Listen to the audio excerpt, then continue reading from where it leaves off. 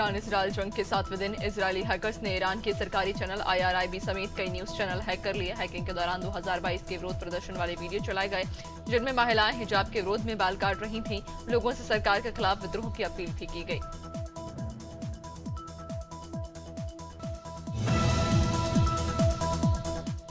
Canada की खुफिया agency CSIS ने अपनी रिपोर्ट में भारत पर विदेशी हस्तक्षेप का आरोप लगाया। रिपोर्ट में कहा गया कि भारत ट्रांसनेशनल दमन में अहम भूमिका निभा रहा है, खासकर खालिस्तानी गतिविधियों को लेकर। एजेंसी ने यह भी जोड़ा कि कई खालिस्तानी तत्व भारत में हिंसा फैलाने की कोशिश करते हैं। रिपोर्ट में चीन को सबसे बड़ा खतरा बताया। ईरान की उर्मिया यूनिवर्सिटी में पढ़ रहे 110 भारतीय मेडिकल छात्र सुरक्षित दिल्ली पहुंच गए हैं। इनमें 90 छात्र कश्मीर से हैं। छात्रों ने बताया कि तेहरान समेत कई जगहों पर हालात तेजी से बिगड़ रहे। सभी छात्रों को पहले आर्मेनिया ले जाया गया, जहां येरेवन के होटलों में ठहराया गया। छात्रों ने कहा, युद्ध इंसानियत खत्म कर देता है, हम बहुत डरे हुए।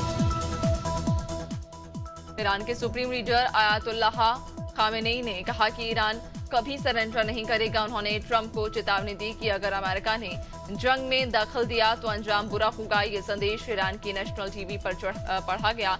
उधर ट्रंप बोले कि ईरान पर क्या कार्रवाई होगी ये सिर्फ मैं जानता हूं। इजरायली हमले में अब तक करीब 600 लोगों की मौत हुई। अमेरिकी राष्ट्रपति डोनाल्ड ट्रंप ने दोबारा दावा किया कि उन्होंने भारत पाकिस्तान के बीच युद्ध रुकवाया था। ट्रंप बोले, मैं पाकिस्तान से प्यार करता हूं। मोदी शानदार व्यक्ति हैं, मैंने उनसे कल बात की। उन्होंने कहा, मैंने बड़ा युद्ध रोका, लेकिन किसी ने इससे सपोर्ट नहीं किया। इससे पहले भारत साफ कर चुका है कि ना उसने कभी मध्यस्थता मानी, ना मानेगा।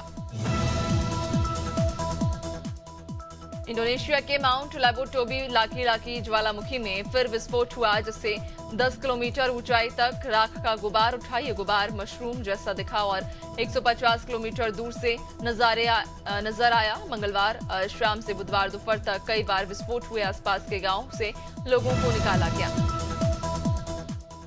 प्रधानमंत्री नरेंद्र मोदी कनाडा से क्रोएशिया पहुंचे, जहां राजधानी जगरेब में भारतीय समुदाय से मुलाकात की। यहां उनका पारंपरिक स्वागत हुआ और भारतीय नृत्य प्रस्तुत किया गया। पीएम मोदी ने कहा कि आतंकवाद मानवता और लोकतंत्र में विश्वास रखने वाली शक्तियों का दुश्मन। उन्होंने क्रोएशिया के प्रधानमंत्री आंद्रेस अहमदाबाद प्लेन हादसे में 208 मृतकों की पहचान डीएनए जांच से हो गई है, जिनमें से 173 शव उनके परिवार को सौंपे जा चुके हैं। इनमें 131 भारतीय, 30 ब्रिटिश, 4 पुर्तगाली और 1 कनाडाई नागरिक और 6 गैर यात्री शामिल। हादसे में घायल 71 लोगों में से अब सिर्फ 7 का इलाज चल रहा है। एयर इंडिया ने हादसे के बाद अपनी इंटरनेशनल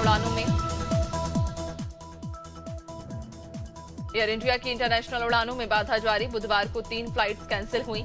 दिल्ली बाली, टोरंटो दिल्ली और दुबई दिल्ली। दिल्ली से बाली जा रही फ्लाइट A12145 को रास्ते से ही दिल्ली वापस लाया गया। एयरलाइन ने बताया कि बाली एयरपोर्ट के पास ज्वालामुखी विस्फोट की खबरों के कारण सुरक्षा को देखते हुए यह कदम उठाया गया।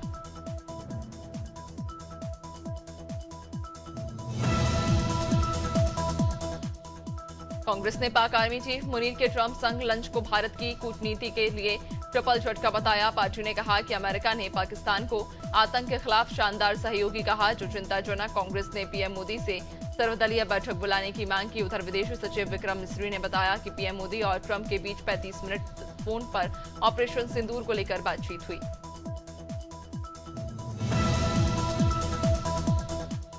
अब वोटर लिस्ट में अपडेट या नए रजिस्ट्रेशन के बाद सिर्फ 15 दिनों में वोटर आईडी कार्ड मिल जाएगा।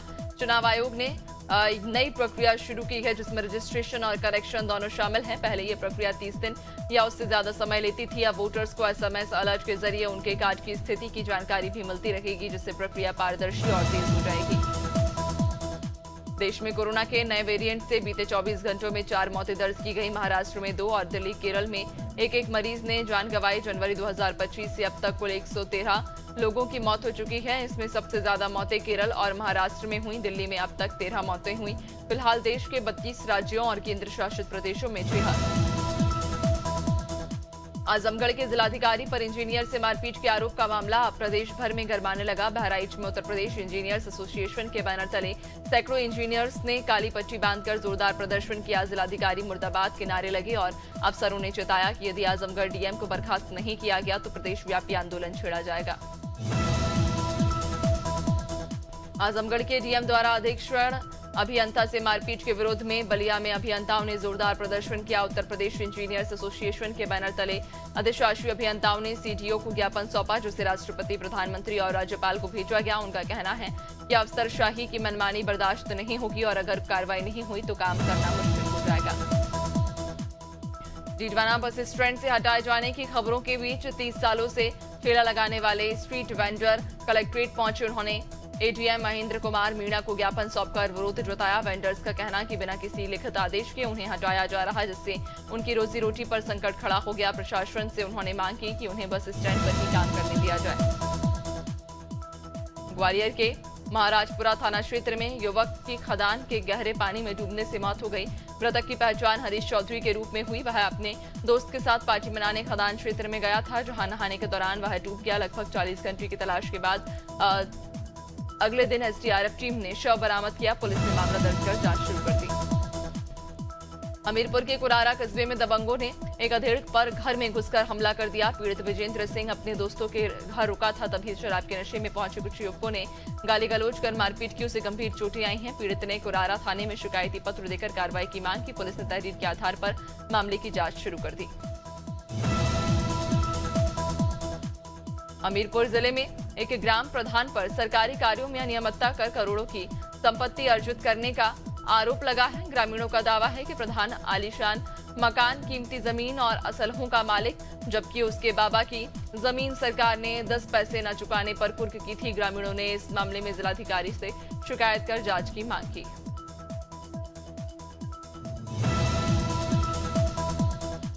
हरदोई के देवरिया प्रसिद्ध नगर में पति ने शक के चलते पत्नी की नाक काट दी। 18 जून को पीड़िता ने हरियावा थाने में तहरीर दी, जिसके बाद पुलिस ने आरोपी रामखेलावन को गिरफ्तार कर लिया। महिला ने आरोप लगाया कि पति ने गाली गलौज के बाद मारपीट कर नाक काट दी।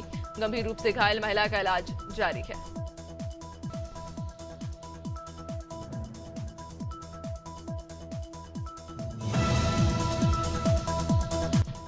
बक्सर में तहसील दिवस के दौरान एक व्यक्ति ने उद्यान अधिकारी पर प्रधानमंत्री सूक्ष्म सिंचाई योजना में लाखों के घोटाले का आरोप लगाया।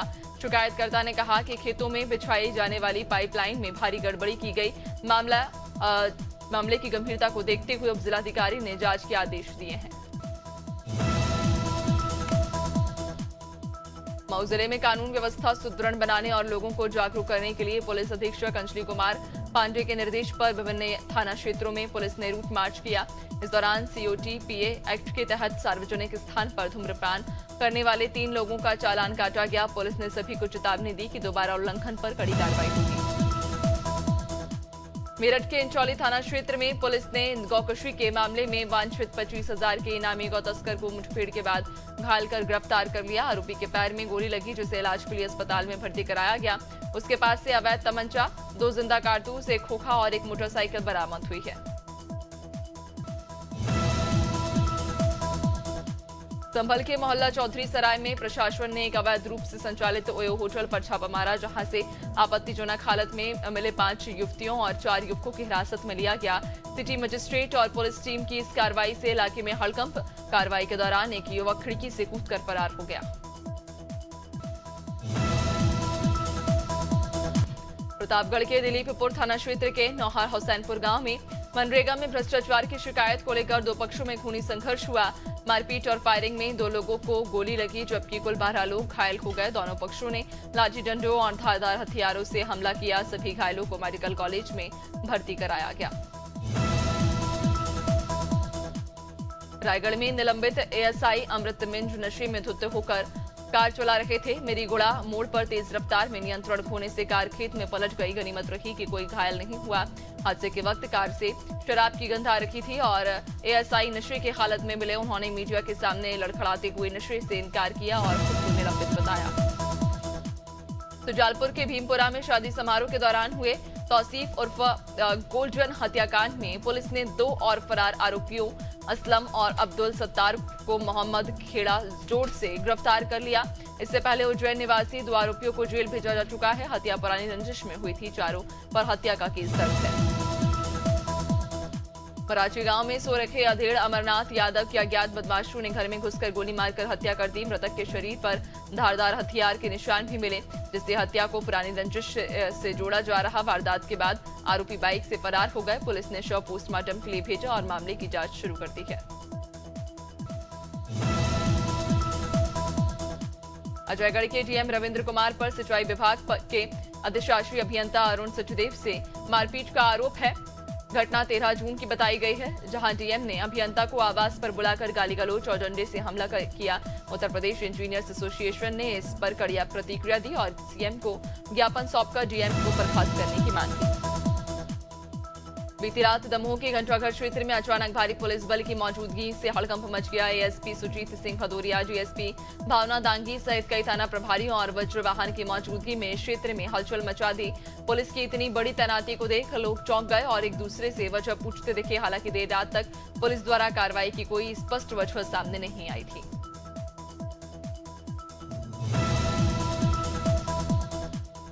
डीडवाना थाना पुलिस ने नशे के खिलाफ बड़ी कार्रवाई करते हुए पंजाब से दुबई कनेक्शन वाले ड्रग्स माफिया अमरजीत सिंह तखर और प्रिंस को गिरफ्तार किया। आरोपी के खिलाफ मौलासर और खुनखुना थानों में एनडीपीएस एक्ट के तहत केस दर्ज किया। पुलिस अधीक्षक हनुमान प्रसाद के निर्देशन में थाना अधिकारी राजेंद्र सिंह कमांडो ने ये गिरफ्तारी की। आरोपी का नेटवर्क अंतर्राज्यीय होने के साथ साथ अंतर्राष्ट्रीय स्तर पर भी फैला बताया जा रहा। हफ्ते के चौथे दिन शेयर बाजार में गिरावट का माहौल। सेंसेक्स 100 अंक गिरकर 81,350 पर कारोबार कर रहा, जबकि निफ्टी में 30 अंक की गिरावट दर्ज की गई और ये 24,800 के स्तर पर खुला। एनएसई के आईटी, फार्मा और बैंकिंग सेक्टर में बिकवाली हावी रही। टेक महिंद्रा, इन्फोसिस और आईटीसीएस के शेयर करीब 2% टूटे। सरकार ने फास्टैग के लिए नया सालाना पास शुरू करने का ऐलान किया, जिसकी कीमत 3,000 तय की गई। इस पास से निजी वाहन साल भर में 200 बार टोल क्रॉस कर सकेंगे। ये सुविधा 15 अगस्त से लागू होगी। दूसरी ओर देश में चांदी के भाव ने भी नया रिकॉर्ड बनाया है। India Boolean and jeweller association के अनुसार 1 किलो चांदी की कीमत अब 450 रुपए महंगी हुई।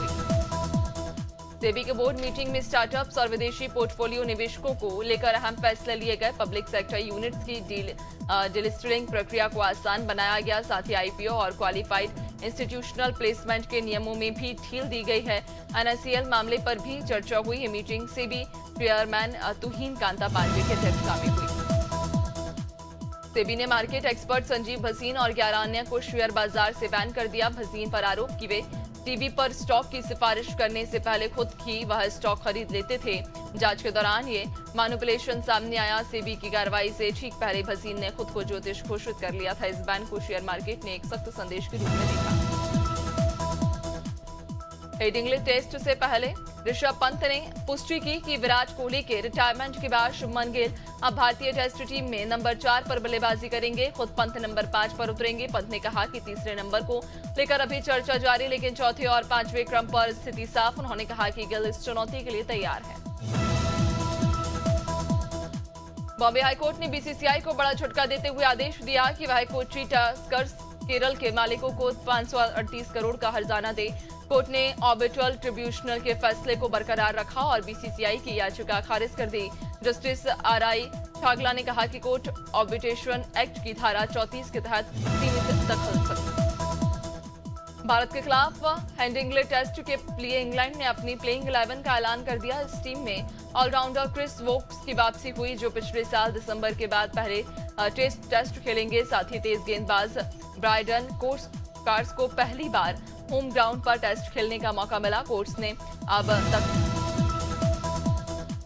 पूर्व क्रिकेटर हरभजन सिंह अब क्रिकेट के मैदान से हटकर एंटरटेनमेंट की पिच पर उतरने वाले। वह अपनी पत्नी गीता बसरा के साथ नया चैट शो लॉन्च कर रहे, जिसका नाम है हु इज द बॉस। पहले एपिसोड में वनडे कप्तान रोहित शर्मा और उनकी पत्नी ऋतिका नजर आएंगे। शो में आगे सूर्य कुमार यादव, जसप्रीत बुमराह जैसे बड़े सितारे भी आएंगे। शो का टीजर रिलीज हो चुका है।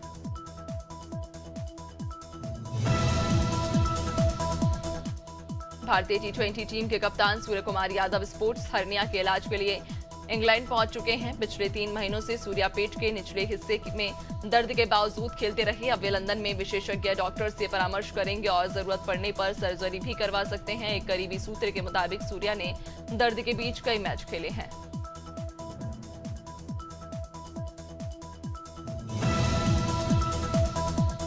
हाउसफुल 5 ने रिलीज के 13वें दिन शानदार कलेक्शन करते हुए एक नया रिकॉर्ड बना डाला।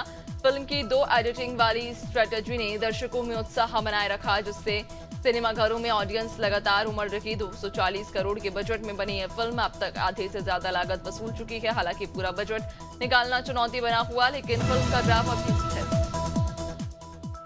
जायद खान ने हाल ही में एक इंटरव्यू में ईशा देओल संग अफेयर्स की अफवाहों पर चुप्पी तोड़ते हुए कहा कि उनका कभी ईशा से कोई रिलेशन नहीं रहा। उन्होंने साफ किया कि ईशा सिर्फ उनकी अच्छी दोस्त रही और उनकी पत्नी मलाइका और ईशा भी अच्छे संबंधों में रही। जायद ने कहा कि मैं हमेशा मलाइका के साथ रहा हूं और ईशा मेरी जिंदगी भर की दोस्त।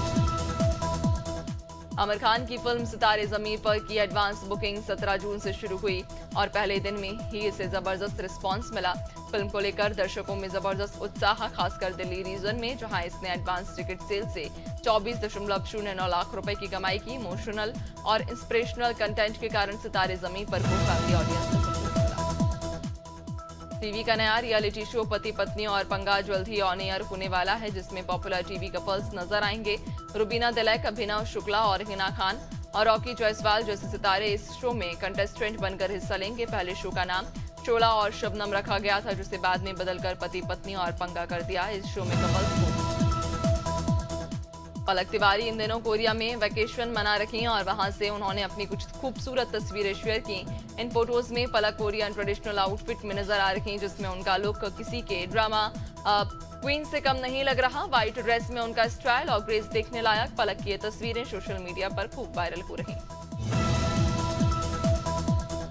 राजस्थान में मानसून ने दस्तक दे दी है। बुधवार दोपहर मौसम विभाग ने इसकी आधिकारिक घोषणा की। गुरुवार को 27 जिलों में बारिश का अलर्ट जारी किया गया, जिनमें से 5 जिलों में भारी बारिश की चेतावनी है। सिरोही में सुबह 4 घंटे झमाझम बारिश हुई, जबकि सीकर की सड़कों पर पानी भर गया। जयपुर समेत कई जिलों में रुक रुक कर हल्की बारिश हुई।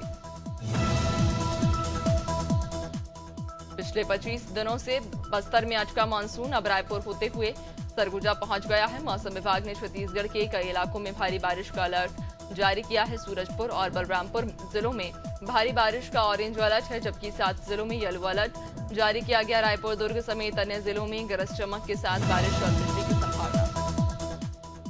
मध्य प्रदेश में मानसून तेजी से सक्रिय हो गया और 54 जिलों में इसकी एंट्री हो चुकी है। सिर्फ भिंड ऐसा जिला जहां गुरुवार को मानसून दस्तक देगा। मौसम विभाग ने ग्वालियर, चंबल संभाग में तेज बारिश और आंधी का अलर्ट जारी किया। अगले कुछ दिनों तक पूरे प्रदेश में मौसम बिगड़ा रहेगा और आंधी बारिश का सिलसिला जारी रहेगा। उत्तर प्रदेश में मानसून के सक्रिय होते ही कई जिलों में तेज बारिश का असर दिखने लगा है। हाथरस में रात 1 बजे से सुबह 7 बजे तक 6 घंटे लगातार बारिश हुई, जिससे सड़कों और गलियों में जल भराव हो गया। कोतवाली परिसर तक घुटनों तक पानी भर गया। यहां 8.71 मिलीमीटर बारिश दर्ज की गई। मथुरा में प्रेमानंद महाराज पद यात्रा रोकनी पड़ी। बिहार में मानसून पूरी तरह सक्रिय हो चुका है। गुरुवार सुबह पटना, जहानाबाद और औरंगाबाद में तेज बारिश हुई। वहीं गया में सबसे अधिक 105 मिलीमीटर बारिश दर्ज की गई। मौसम विभाग ने राज्य के सभी 38 जिलों में बारिश की संभावना जताई। 25 जिलों में ऑरेंज और 13 में येलो अलर्ट जारी किया कि अगले 24 घंटे भारी बारिश हो सकती है।